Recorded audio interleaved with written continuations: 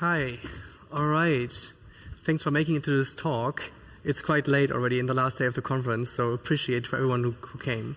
Real quick about me. I'm Philipp. I'm the founder and CEO of Li-Fi.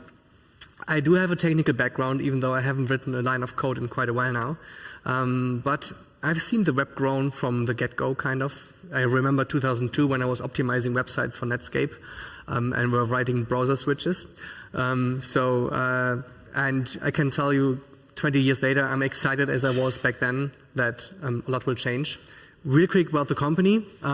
We are a multi-chain liquidity aggregation protocol. As such, we have grown quite quickly because the space is fragmenting. And this is what this talk is about. It's about fragmenting infrastructure, fragmenting liquidity, and how the bridging landscape looks like right now and how it's going to change over the next years. If you want to learn more about this, we do a decent job in providing knowledge about interoperability and all of that on our blog and newsletter. So check out blog.li.fi or Substack. You will certainly learn a lot. Now, if you look back 2021, we saw a huge outflow of TVL from Ethereum to other chains. Those chains were less decentralized and therefore faster and cheaper. Right? Solana, Polygon, Binance, Avalanche, Phantom. This has been happening over the past 2 years. They all got lots of traction. Some of them kind of lost the battle. Some of them were really successful, like Polygon. But I don't want to bore you with too much history. If we look forward, this is what we are seeing happening right now. We're seeing a bunch of rollups as a service coming out. They're gonna make Cosmos app chain future true within Ethereum, within the EVM ecosystem, and it's gonna create a vast amount of applications, and all of them have to be indexed. All of them gonna have their own token. They need to be connected. So there's a huge use case for bridging in general, right? At the same time, you could say, well, shared sequences like Espresso are gonna solve that, but there will probably more than. So first of all, they all need to opt in. Second of all, with shared sequences, roll-ups kind of give away control about MEV, so they are not ultimately incentivized to do so. And third of all, there will be multiple shared sequences, so again, we're going to have fragmentation across that. Stablecoins.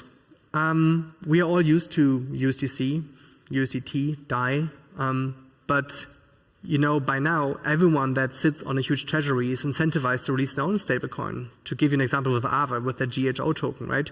So GO is essentially Aave's way to say, wait, we don't need to collect money from LPs. We can simply have our own stablecoin, bake it up, and over-collateralize it with our treasury. And the interest we would normally give out to LPs, we can keep ourselves. It's a great business model.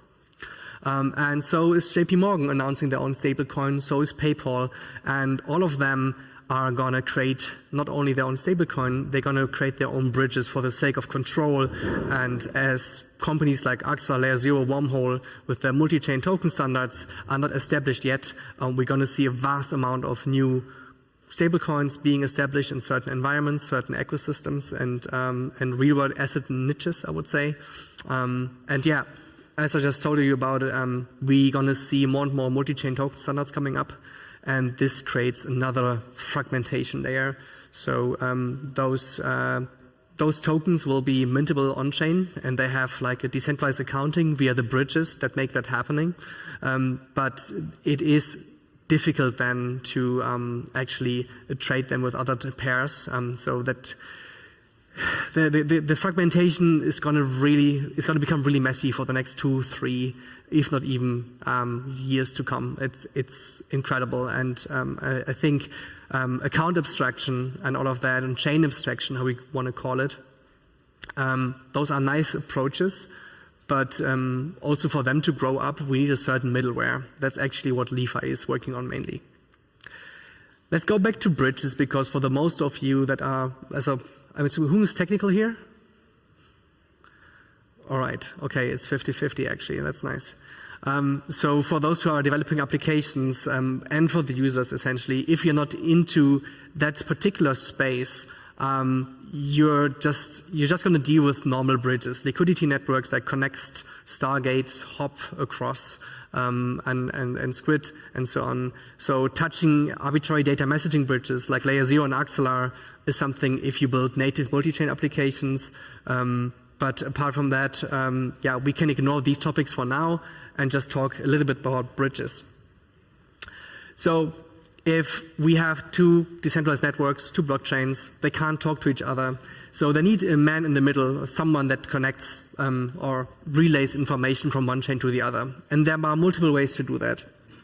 In ideal world, we could simply read from one another. Then we would have light client-based bridges. So essentially, we would implement a light client of chain B on chain A and the other way around. But because that barely scales, well, Wormhole is trying to go in that direction.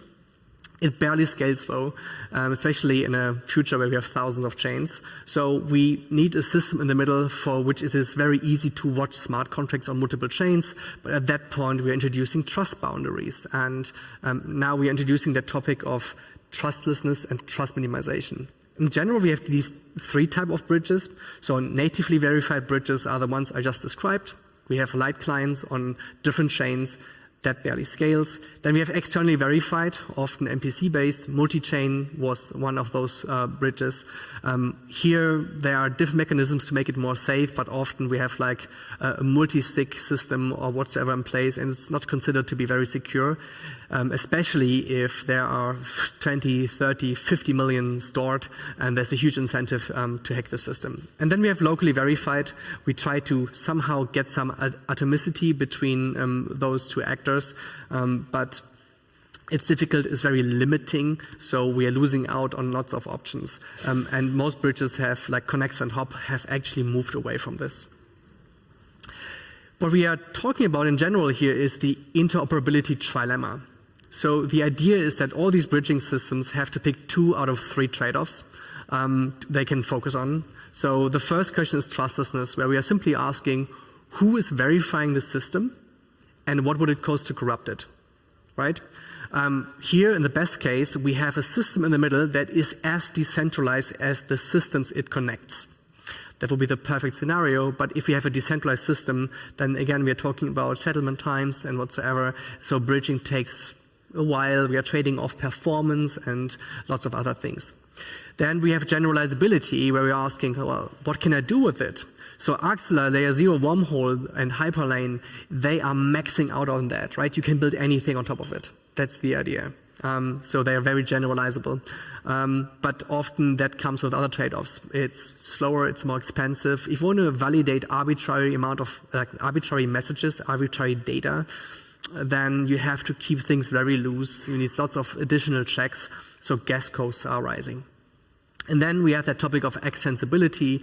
Obviously, it's much, so the question here is like, how easy is it to expand to other ecosystems? For example, leaving EVM and going to non-EVM like Solana, or going to ZK bridges. Extensibility is also something what Axelar, Layer 0 and so on are maximizing on, and it allows them to interconnect multiple different ecosystems. But it again comes at the cost of scalability and other topics. So this is what most of these bridges are actually focusing on. If we take a look at the bridging ecosystem, it's pretty crowded. We are counting around 100 projects. I've just listed a few of them here. And we haven't even touched base on topics like stablecoin bridges, like USDC's native one, native bridges, so all the ecosystems like Arbitrum Optimism, they kind of want to have control about how liquidity is bridged to their ecosystem and away from it. They don't want to rely on third parties. NFT bridges. Well, with NFTs, it becomes even more difficult because we are creating secondary markets for something where we wanted to get rid of secondary markets in the first place. So from an economic perspective, difficult. Also, what happens if, like, NFT bridges really need to work in a very standardized way, and no one is taking care of standards right now. It's really difficult. We have some organizations like CASA and so on that are working on chain agnostic standards, but it's No one has interest in actually adopting these standards right now because most companies simply want to be that winner, especially those companies with huge treasuries like Axelar and Layer 0. They obviously want to establish their own standards and then be the standard, right? So it's going to take a while. We have XCMP within the Polkadot ecosystem. We have IBC within the Cosmos ecosystem. And Connex simply released XERC20. That's actually quite an open standard. I recommend looking into for everyone who is thinking about releasing their token multi-chain. Essentially, XERC20 is a way to, without slippage, without greater gas costs having to transfer, it gives the ability without slippage to transfer tokens, and at the same time, it allows liquidity networks of all kinds to opt into the network and be one of the relayers. So it's kind of a bridge agnostic system. Super nice. OFTs are the standards by Layer 0. And then also we see a new type of bridges coming up because message verification on AMBs is very expensive. We see more and more cross-chain zero-knowledge proof solutions coming up. Herodotus and Lagrange and Axiom are 3 to name here, and they simply allow us to get a mathematical proof of a certain state on another chain without having to relay lots of messages. And they're going to replace a huge part of what AMBs are doing over the next years as well. So, complex field. There's a lot happening, and all of that essentially creates the case for aggregation for us, for LeFi. Because for any project, especially those coming from top, they have to understand how do these bridges differ, which trade-offs are they taking, what is the right trade-off for my personal use case, and for each developer this is an absolute pain, right? Also, once you have employed a bridge, you kind of want to have a fail-safety solution. You kind of want to have a backup solution. If a bridge is out of liquidity, you have a problem, your user flow is broken. If an AMB like Layer 0 Axelar goes down, it can go down. Things can collude at Layer 0. There is a 51% attack chance with an Axelar, especially as the token drops. So there are dangers, and you kind of want to have fail-safety. And also you want to have optionality. What I mean by that is that your needs might change. Bridge implementation are very deep down in your product. And you know how it is, like you want to go to market kind of fast. It's a super competitive market. It's difficult to make the right choices and write abstract enough code that you can interchange products over time as your changes need. Especially when you are building a multi-chain application from the get-go, you don't know how things are going to change, where your customers are going to come from, which partnerships you're going to form. So you might need simply the ability to have different risk profiles which you can determine programmatically and change systems as they're needed. And this is where we provide a smart order routing. This is where we provide maximum flexibility by whitelisting, blacklisting certain bridging solutions. And this is simply where LeFi is well positioned. But what's next for bridging? We see certain trends. One trend we see in general for decentralized exchanges is RFQ. So 1inch Fusion is an example. Uniswap X is an example. Uniswap X, well, they jumped the bandwagon of intent-driven systems, but there's nothing else in RFQ right now. All these RFQ systems eventually can evolve into an intent system, but right now intent systems are far away from becoming a reality, and we're probably going to see lots of intent systems focusing on different parts, on selling NFTs, on buying and selling options, perps, leverage, whatsoever. So we're going to see lots of intent systems taking care of these things, and obviously we're going to see these systems becoming more cross-chain native from the get-go. Another system in the same range where we also set up a limit order is the coincidence of ones system, where we have a much more peer-to-peer approach. CowSwap is one to mention here. What's also next for bridging is that these multi-chain token standards, like this is just starting. Lots of you have heard of OFTs, Layer 0 standards, I guess. Axelar standards is not as established yet. Wormhole will come up with one. XERC20 was just announced. Like this whole multi-chain token standard war is just out. And it sounds bad, but there might be at some point also a huge hack from which we all going to have to learn from, because it's a new system. So Again, this can become expensive. Last year, we have lost $2.5 billion in bridge hacks. So let's see what's going to come in the future. We haven't seen a bridge hack in a while, though. Like, the systems are maturing. It's good. It's good. Unfortunately, with this whole stablecoin war, we're also going to see more centralized bridges from those players who simply want to keep control, either from a technical perspective or from a regulatory perspective. Circle, for example, has their own centralized bridge. It has a disadvantage. They take things very seriously and slow. They have a long finality time, which is why Circle is partnering up with a bunch of liquidity networks to speed up the minting, burning, and withdrawals, outsourcing risk for a bit. But if you have a huge transaction, let's say you want to transfer $10 million from one chain to the other, and a certain liquidity pool cannot deal with it, then this bridge can also talk to Circle's API and actually burn and mint that amount of tokens, which is nice. But also, given that so many large players like JP Morgan and PayPal are going to onboard huge ecosystems behind them, they're going to onboard their clients, right, over time. We're going to see lots of bridges and lots of stablecoin fragmentation, bridge fragmentation around this. Those are the things we need to get used to in the next 2 years, 3 years. Next 3 years is all about who wins the multi-chain token standard. We're going to see a huge fragmentation of stablecoins in different contexts and for different reasons. We have economic reasons, regulatory reasons, and sometimes, it's a complex topic which deserves its own talk, actually.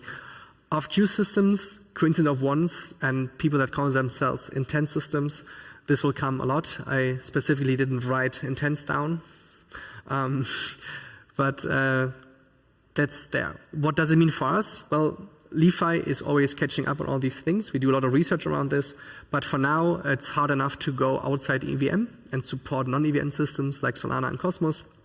We are actually working with the Uniswap Foundation on message aggregation. So building a system where you can simply say, well, I want to send that message across AXA, Layer 0, and Hyperlane, and at least 2 out of 3 should be the same, and then I'm trusting that message, right? So this kind of stuff. Multi-hops. If we think about that huge rollup as a service system, bridges will barely be able to keep up. So we're going to work on multi-hops where it's easy to go from a certain app rollup to Polygon and then from there to Solana if the users desires that way. Multi-hop is going to be difficult because already it is hard to get gas estimations right. And then last but not least, aggregating RFQ systems as part of a multi-chain liquidity aggregation protocol. This is also going to be a challenge because aggregating limit orders is not that easy. You also need to be able to cancel them and all of that. So it's kind of difficult without making it frustrating for all the other participants. That's what we are dealing with. And if you are interested in that, if you're a developer, reach out to us, build on top of us. Use our blog to learn, ask questions, add me on Telegram, and happy to have a chat about anything interoperability, anything bridge related. We also make introductions to the bridges. Aggregation is not for everything. So whenever we know, like, for example, if you want to bring your token multi-chain, we would give you options which bridges make sense, and then we can redirect you and introduce you to those teams. That makes it much easier for you guys. Otherwise, thanks for coming, and open to questions.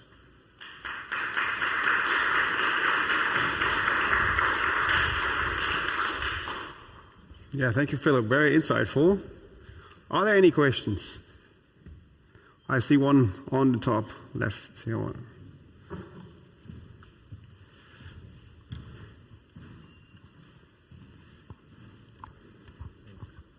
Thank you.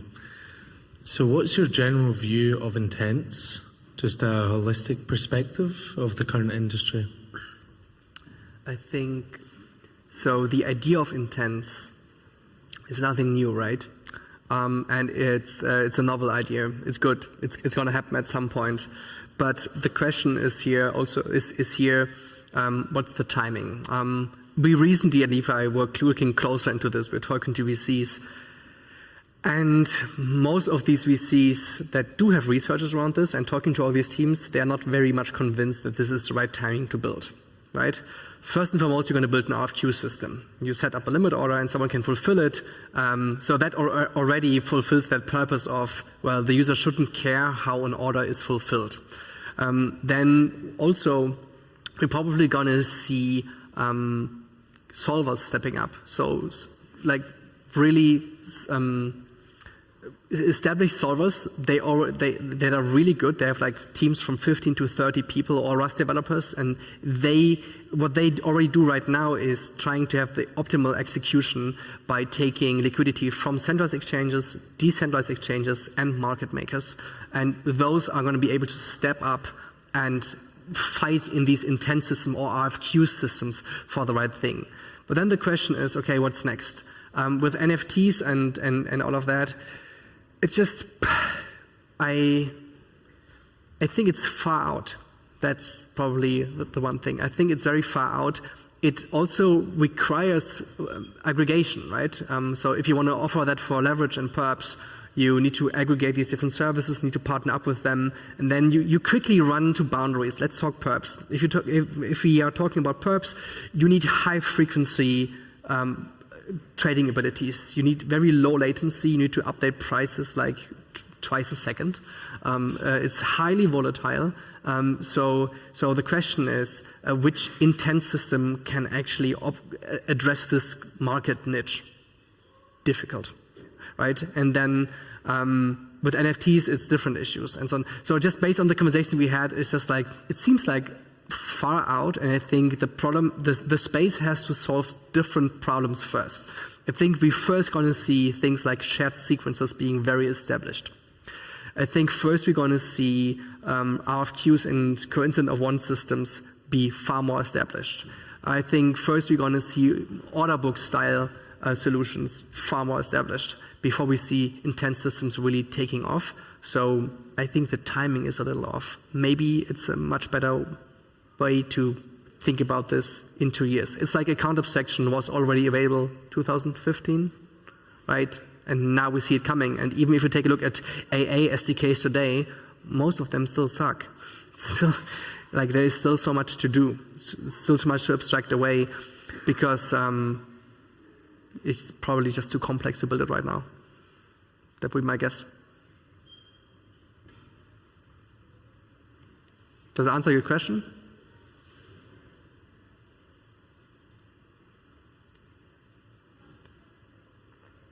Any other question?